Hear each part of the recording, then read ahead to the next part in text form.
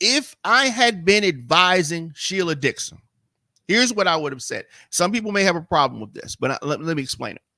If I had been advising Sheila Dixon, I would have advised her not to run for mayor. I would have advised her to run for president of the city council. Now, some people are going to say, wait, why should she be president of the city council?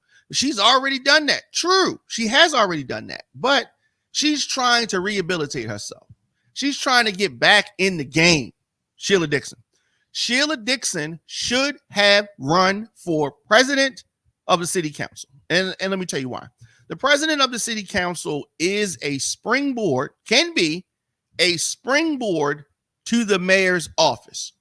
Sheila Dixon did it. Brandon Scott did it. Jack Young did it. Stephanie Rollins Blake did it. Many have done it. Many have done it. Now, she'd already had that position. She's already been mayor before too, right? So if you want to use the logic like she already did that before, okay, she already was mayor before. Why didn't she run for something that was higher than mayor? Because she wanted to be mayor again. That's why. And she thought that that was her strongest or best opportunity. Now, I'm saying that running against the incumbent, Brandon Scott, was different than running against Brandon Scott seeking the office. It's different. He already had a record. Now, he didn't have a record to point to then.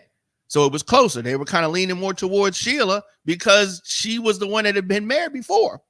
Now, it would have been easier for her to win the race as president of the city council. And I think that had she run for president of city council, she could have beaten and won. She could have been in that position. It would have been contentious between her and Brandon Scott with her being in that role. But it would have shown people and it would have given her a better chance further down the line. Now, I don't think she has any chance to be mayor. I don't think she has any chance to be president of city council. I don't think she's probably just, burnt out from it, the whole thing.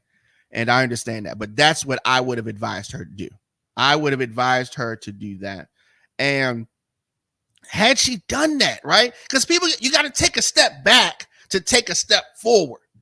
And, they got all these so-called smart people around them. They got these so-called smart people around them, but they don't listen to common sense. And I would have given her common sense.